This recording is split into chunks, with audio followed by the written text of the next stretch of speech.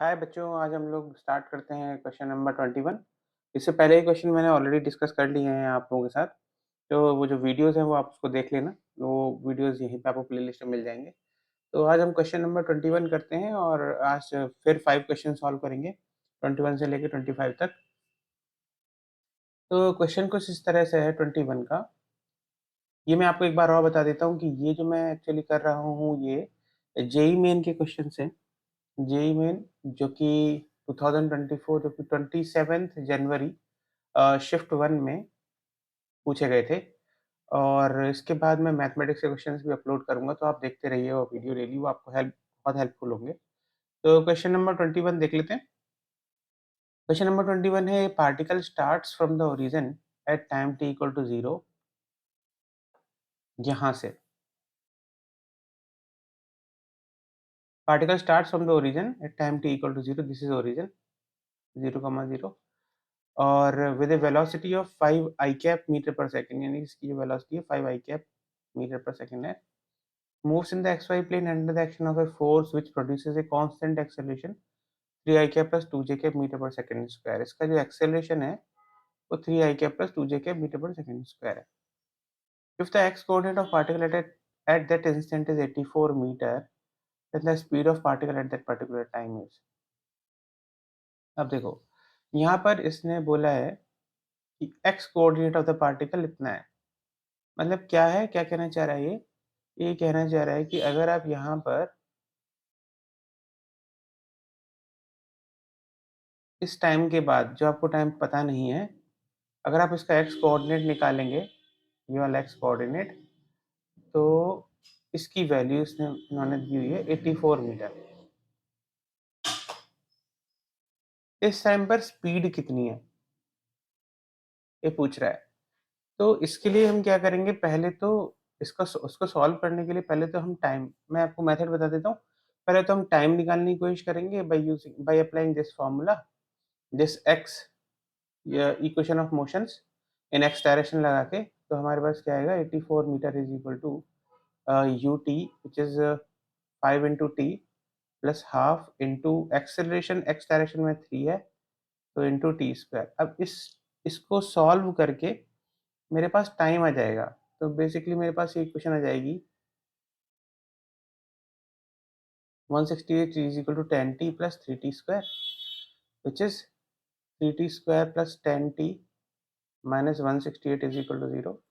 इसको जब आप सॉल्व करेंगे ना, तो आपके पास टाइम की वैल्यू आएगी विच इज 6 सेकंड के आसपास आएगा। अब यहाँ पर क्या होता है, जब आप इसको ये कर लेंगे ना, ये वाली चीज जो आपने कर ली है, इसके बाद आपसे पूछा गया कि स्पीड क्या है। तो v x is equal to u x plus a x into t, है ना। और यहाँ पर मैं similarly v y is equal to u y plus a y into t वाला फॉर्मूला लगा देता हूँ इक्वेशन ऑफ मोशन एक्स और वाई डायरेक्शन में। तो मेरे पास वी एक्स और वी वाई आ जाएंगे। तो वी एक्स की वैल्यू ये होनी चाहिए 5 प्लस 3 इंटू टी 6, तो 23 मीटर पर सेकेंड। और वी वाई की वैल्यू अगर आप देखेंगे तो वो हो जाएगा 0, क्योंकि इनिशियल वेलोसिटी तो यू डायरेक्शन में 0 थी, है ना, इधर। प्लस ए बाई 2 मीटर पर सेकेंड स्क्वायर है इंटू टी, मेरे पास 6 सेकेंड आया है, तो 12 मीटर पर सेकेंड हो जाएगा। अब इसको अगर आप नेट वेलोसिटी निकालनी है तो v is equal to root over, तो v x square plus v y square कर दोगे, तो आपके पास जो आंसर आएगा वो 23 square plus 12 square will be equal to something like root 673 आएगा। तो यहाँ पर रूट अल्फा है इसकी वैल्यू, तो अल्फा की वैल्यू 673 होगी। ये होना चाहिए आपका आंसर। ये पर्टिकुलर मेथड है इसका सॉल्व करने का, है ना। अब हम इसका, मैं आपको सॉल्यूशन भी दिखा देता हूँ।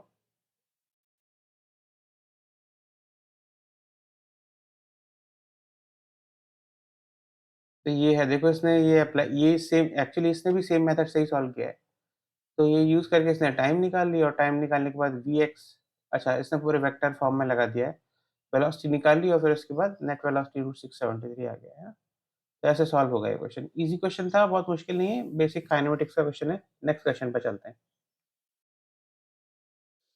Next question is, in a nuclear fission process the high mass nuclei,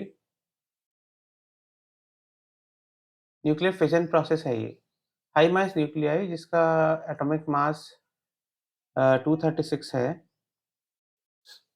binding energy of 7.6 mega electron volt per nucleon, dissociate, ये बाइंडिंग एनर्जी पर न्यूक्लियन दिया हुआ है। अच्छा, तो it is dissociated into middle mass nuclei 118 having binding energy of इतना 8.6 mega electron volt per nucleon, energy release during the process will be.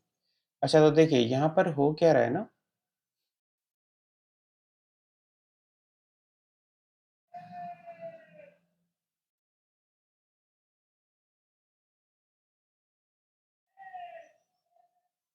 High mass nuclei है, जो कि इसको अगर मैं एक्स बोलूंगा, तो ये जो हाई मास न्यूक्लियाई है, ये दो मिडिल मास में डिवाइड होता है। तो यूजुअली मैं इक्वेशन लिखूंगा x is equal to 2y के फॉर्म में।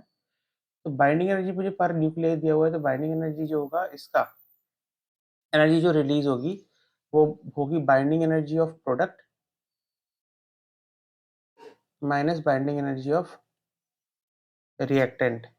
अब यहाँ पर रिलीज पूछा है, तो मैं इसका रिवर्स कर दूंगा, है ना, इसको रिवर्स कर दूंगा। तो बाइंडिंग एनर्जी मेरे पास क्या होना चाहिए, प्रोडक्ट रिएक्टेंट माइनस प्रोडक्ट हो जाएगा। ठीक है, तो यहाँ पर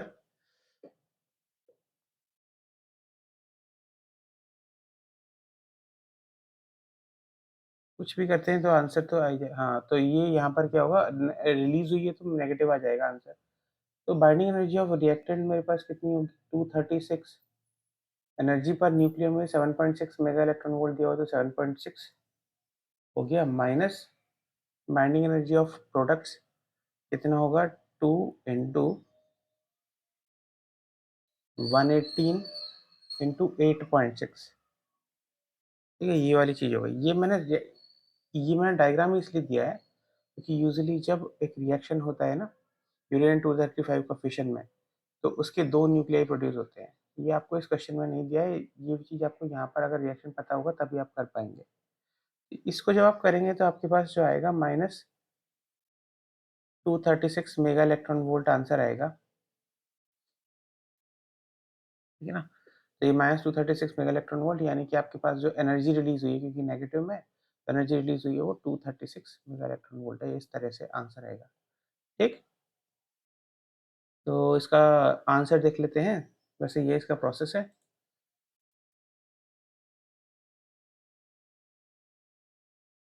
देखिए 236 का मेगा इलेक्ट्रॉन वोल्ट आया, इसने सेम ही प्रोसेस यूज किया है, बस इसने रिएक्टेंट प्रोडक्ट माइनस रिएक्टेंट कर दिया इसने मान के, क्योंकि इसको एनर्जी रिलीज निकालना था। हमने रिएक्टेंट माइनस प्रोडक्ट किया, जिससे कि हमारी एनर्जी नेगेटिव आई है, जिससे कि हमें पता चल गया कि एनर्जी रिलीज हुई है। ठीक है, इजी था।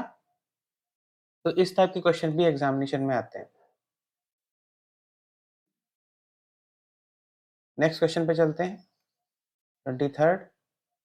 The question is what is the charge accumulated on the capacitor connected to in the following circuit। ये है। अब इसको कैसे हम सॉल्व करेंगे, हमें सी दिया हुआ है।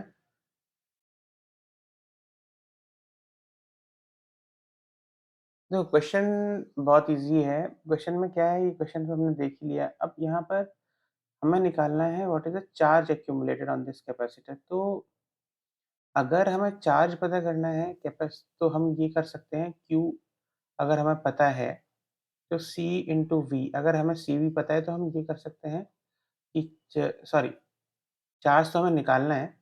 तो अगर हमें चार्ज पता करना है दिस वन, तो हम कैपेसिटेंस की वैल्यू हमें पता दी हुई है, गिवन है।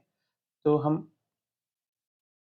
वोल्टेज अगर हम निकाल लेते हैं इसके अक्रॉस, यानी कि वोल्टेज अक्रॉस ए बी, तो हमारा काम हो जाएगा। सी पता है, वी पता है, हम चार्ज पता कर लेंगे इसको मल्टीप्लाई करके, है ना। Q is equal to c, basic formula होता है। तो इसमें क्या होगा ना, इसमें हम देखो यहाँ से स्टार्ट करते हैं। जो मैंने यहाँ डायग्राम बनाया हुआ है इधर, अगर आप बैटरी का नेगेटिव वाला टर्मिनल है यहाँ पर कनेक्टेड है, तो ये 0 पोटेंशियल पे होगा, ये वाला है 10 पोटेंशियल पे होगा। अब अगर मैं यहाँ से करंट फ्लो करवाता हूँ तो मेरे पास देखो यहाँ पर जो करंट जा रहा होगा इसमें I1 जा रहा होगा और इसमें I2 जा रहा होगा। पर मैं I1 की वैल्यू अगर मैं देखना चाहूँ तो I1 की वैल्यू मैं आराम से निकाल सकता हूँ because this I1 value will be what?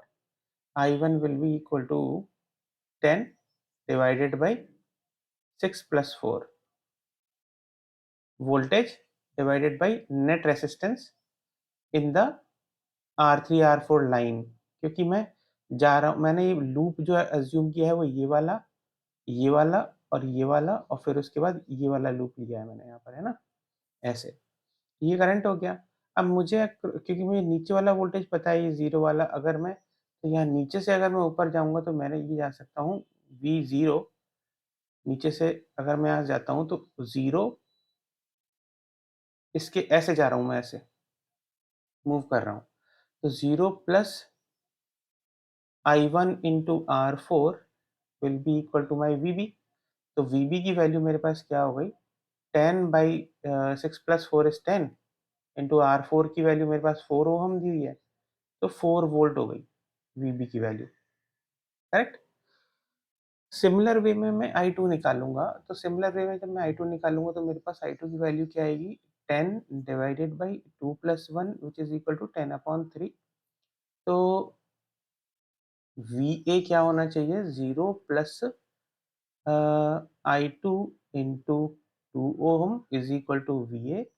मैं फिर यहाँ से जा रहा हूँ 0 से ऊपर की तरफ, VA की तरफ, तो 2 into 10 upon 3 will be equal to my VA which is 20 upon 3। Clear? तो VA भी हमने निकाल लिया, VB भी हमने निकाल लिया।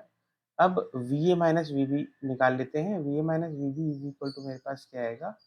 20 upon 3 minus 4 volt, 20 minus 12 upon 3 which is 8 upon 3। ये मेरा वोल्टेज डिफरेंस आ गया। मुझे चार्ज चाहिए तो मेरे पास चार्ज क्या आएगा? Q is equal to C into V which is 150 microfarad into 8 upon 3।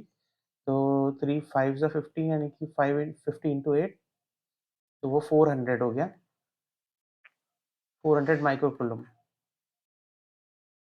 तो 400 मेरा आंसर होना चाहिए। ये इस तरह से क्वेश्चन सॉल्व होगा। इजी क्वेश्चन है, पर अच्छा अच्छा, अगर आपको ये सब फॉर्मूले पता है तो आप कर लोगे। अब मैं इसका प्रॉपर सॉल्यूशन दिखा देता हूँ, जो ऑफिशियल सॉल्यूशन है, तो वो देखते हैं। ये तो अपन ने सॉल्व किया है, तो आंसर 400 आ रहा है।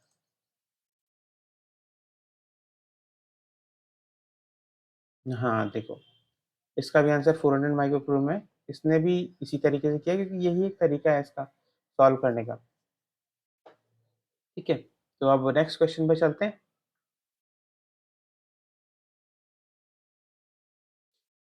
नेक्स्ट क्वेश्चन क्या है? Two coils have mutual inductance of 0.002 henry. तो मुझे म्यूचुअल इंडक्टेंस की वैल्यू 0.002 हेनरी दी हुई है। Current changes in the first coil according to the relation I is equal to I naught sine omega t, यानी कि कॉइल 1 में जो करंट है वो है I naught sine omega t, where I naught की वैल्यू 5 एम्पियर दी हुई है और ओमेगा की वैल्यू मुझे 50 पाई दिया हुआ है। Maximum value of EMF in the second coil, E max in the second coil is pi by alpha volt. Value of alpha is what?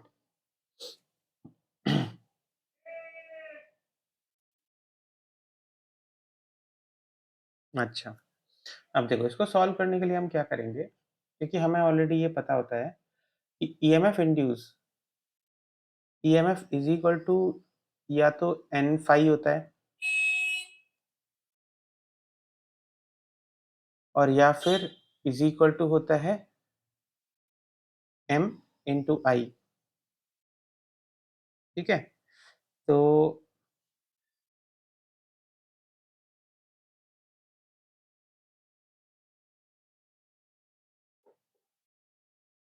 नहीं, सॉरी सॉरी सॉरी, एक गलती कर दी मैंने यहाँ पे। N फाई नहीं होता है, एक्चुअली में क्या होता है, बेसिक इक्वेशन तो यही होती है, N phi is equal to MI। पर यहाँ पर शायद इससे नहीं होने वाला ये क्वेश्चन, तो यहाँ पर EMF निकालने के लिए मुझे फैराडेज की फर्स्ट लॉ लगानी पड़ेगी, n d phi by d t, और मेरे पास जो फाई आ जाएगा वो इस रिलेशन से आ जाएगा, ठीक है। तो यहाँ पर देखो, क्योंकि मुझे करंट करंट जो पहले कॉइल में दिया हुआ है, करंट पहले कॉइल में इस तरह से जा रहा है, तो जो फ्लक्स है,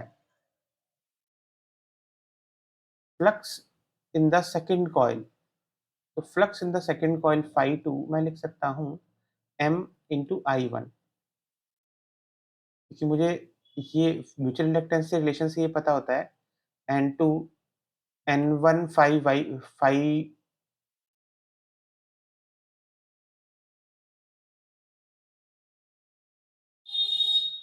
एम आई टू,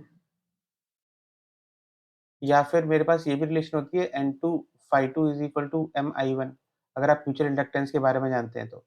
मैंने यहाँ पर क्या किया है कि क्योंकि मुझे फ्लक्स पता है, अब flux through the first coil पता है, तो मैं करंट पता निकाल सकता हूँ, है ना।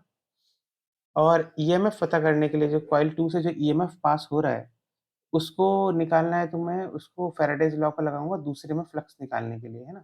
तो नंबर ऑफ टर्न्स हैं वो 1 है, तो फाई इज़ इक्वल टू मेरे पास क्या हो गया एम इंटू आई वन, ठीक, which is phi two is equal to मेरे पास क्या हो गया M into I naught sine omega t, और जो ईएमएफ है वो क्या होता है N d phi by d t, number of turns तो 1 ही है यहाँ पर, तो minus d by d t of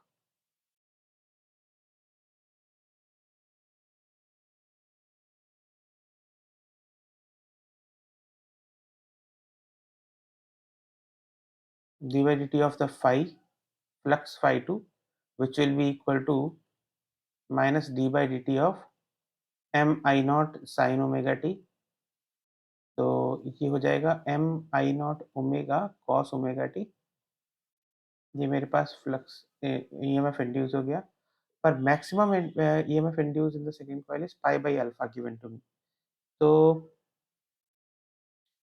this value मतलब कि ये है मैक्सिमम ईएमएफ इंड्यूस, तो m I naught ओमेगा की वैल्यू मुझे दी हुई है पाई बाई अल्फा वोल्ट, तो वैल्यूज डाल देते हैं। अब मैक्स एम की वैल्यू मुझे 0.002 दी हुई है, और आई नॉट क्या दिया हुआ है 5 एम्पियर, ओमेगा की वैल्यू 50 पाई है, which should be equal to my pi by alpha. तो इसको जब मैं सॉल्व करूंगा, तो ये मेरे पास आएगा 0.5 pi is equal to pi by two, pi by alpha,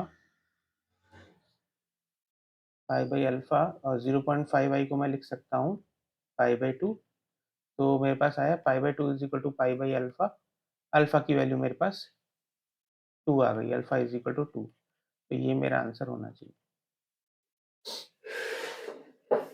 ठीक है। ये है बेसिक इक्वेशन, ये है basic equation of mutual inductance, मतलब flux passing through the first coil will be equal to mutual inductance into current through the second coil, या फिर flux passing through the second coil is equal to mutual inductance into current through the first coil. इसको use करके मैंने यहाँ पर क्या किया, यहाँ पर मैंने करंट मुझे पता था फर्स्ट कॉइल से कितना जा रहा है, तो मैंने flux through the second coil निकाल लिया, ठीक है। अब flux to the second coil निकालने के बाद मुझे ईएमएफ निकालना है, तो मुझे ईएमएफ निकालने के लिए मैंने फैराडेज की जो लॉ है, Faraday's law to find out the induced EMF, वो यूज कर ली, क्लियर, बस इतना किया है मैंने, ठीक। अब देखते हैं इसका सॉल्यूशन क्या है। इसका आंसर तो मेरा जो आ रहा है वो अल्फा की वैल्यू 2 आ रही है,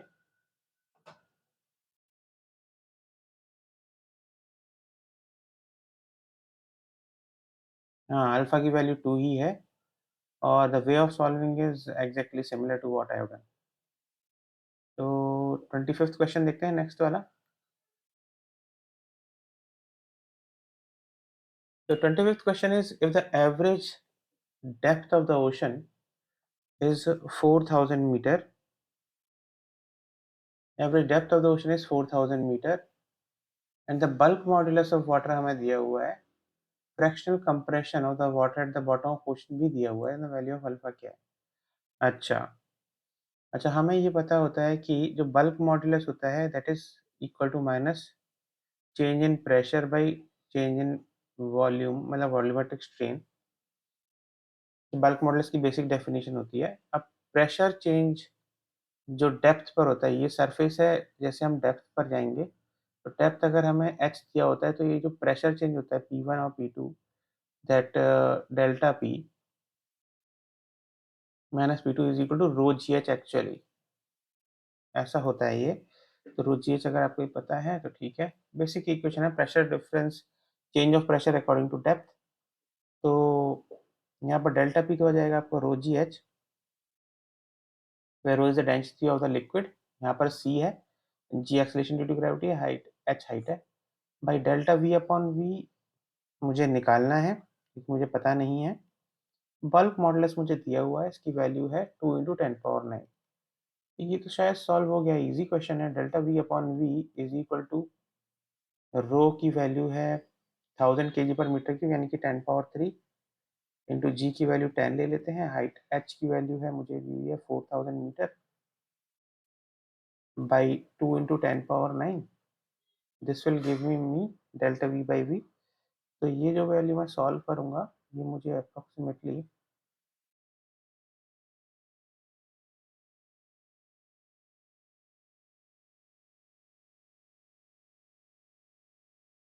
आंसर देगा 2 इंटू 10 पावर-2। तो अल्फा की वैल्यू मेरी 2 हो गई। बहुत इजी क्वेश्चन है ना, ये इस तरह से सॉल्व होना चाहिए। तो अब इसका आंसर चेक कर लेते हैं।